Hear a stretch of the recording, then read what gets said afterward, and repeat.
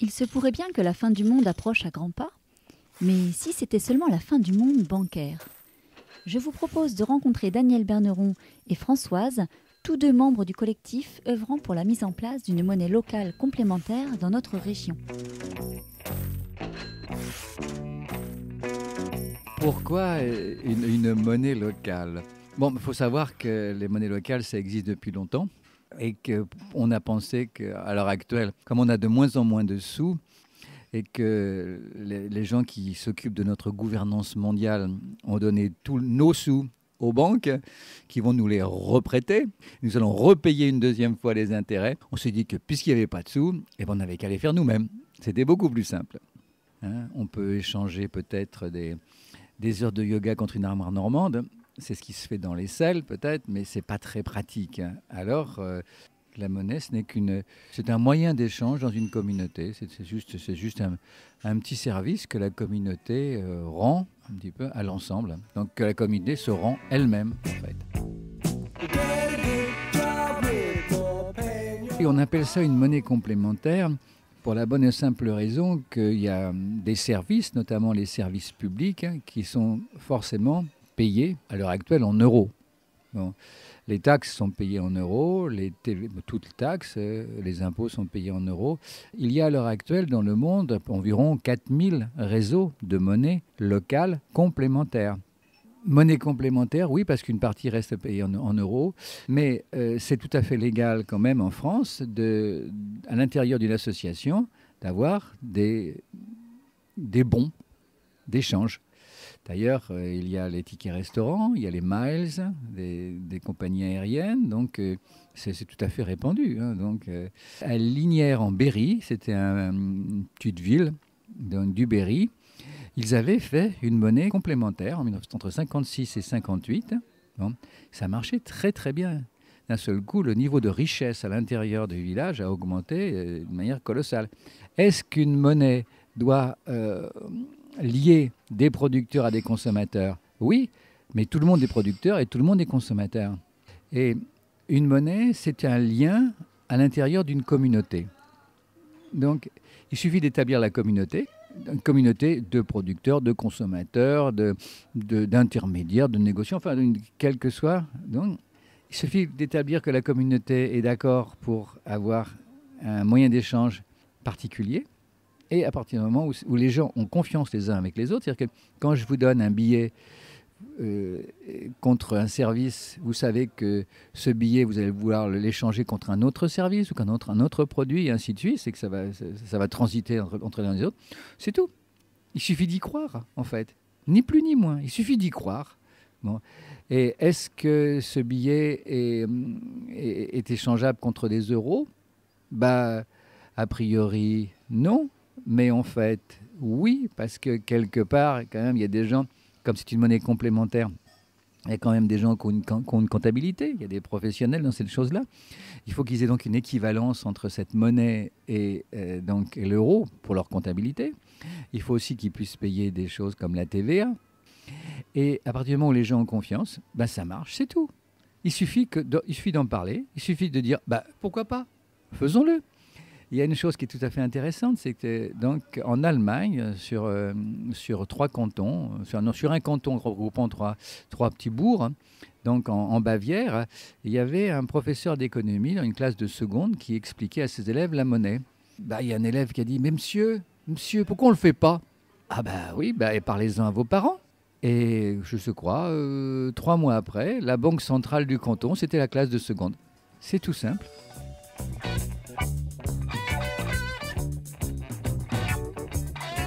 C'est pas seulement une ville, c'est surtout un bassin économique. C'est ça qui compte. Parce que donc, regardez sur Montpellier, au niveau alimentaire, il y a beaucoup de producteurs qui viennent aussi bien du nord du département.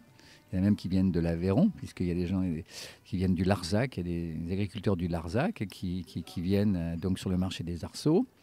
Il y a des agriculteurs de Moguio. Donc, tout ça vient au marché des arceaux donc, le samedi. Plus l'offre de service est grande, mieux ça marche. Les plus grands voleurs, ce sont les banquiers. Hein. Il n'y a aucun problème là-dessus. Hein. Bon. Et tout le monde le sait, tout le monde est persuadé, tout le monde pense qu'on peut passer, on était obligé de passer par l'intermédiaire des banquiers. C'est pas vrai, on peut très bien s'en passer. À l'heure actuelle, en fait, vous allez voir des producteurs au sens large et vous essayez de leur expliquer tout ça. Comment vous faites ? Oui, on va voir a priori déjà des professionnels, des producteurs qui sont installés, qui fournissent tel service. Et on leur dit, écoutez, vous vendez, je ne sais pas moi, des carottes. Bon, d'accord. Et si je vous paye avec ce billet-là, est-ce que vous allez accepter ? Moi, j'en ai rien à faire de votre billet. J'en veux pas. Et si avec ça, vous pouvez acheter du gasoil ?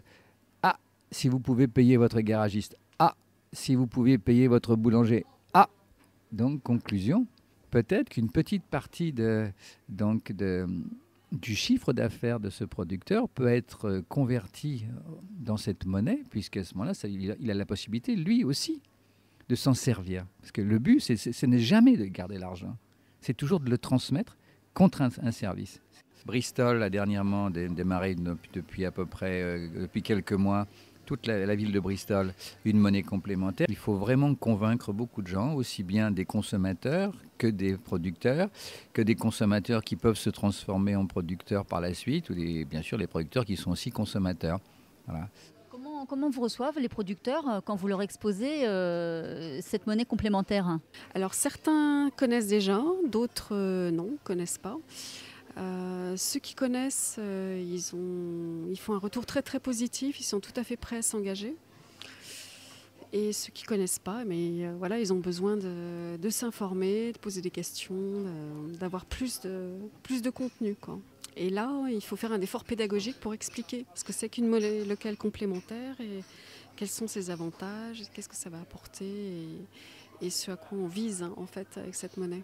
Et on a besoin d'agrandir le groupe, ce qu'on appelle nous le groupe actif.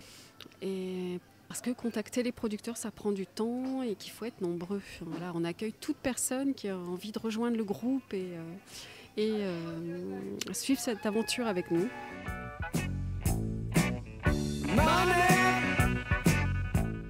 En fait, c'est un petit peu anticapitaliste, une monnaie locale complémentaire. C'est complètement anticapitaliste. C'est surtout anti-globalisation. C'est anti-pouvoir financier.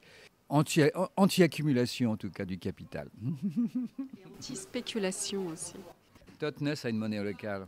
C'est indispensable pour les villes en transition. C'est le b.a.-ba pour que ça marche.